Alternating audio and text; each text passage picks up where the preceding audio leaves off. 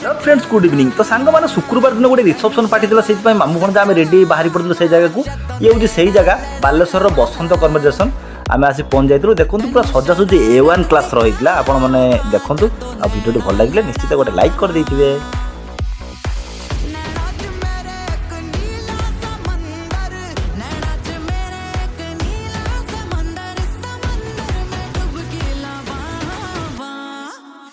शरारत सिखावा जदों नैना लड़ावा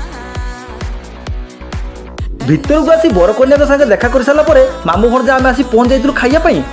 नाकरते बास्ना सब बाजिला रही होनी। तो खाଇବା बहुत प्रकार होता आम मामू तो स्टार्टर चिंगुड़ी चिकेन को अंडा चप आ मेन कोर्स रे मटन को भात।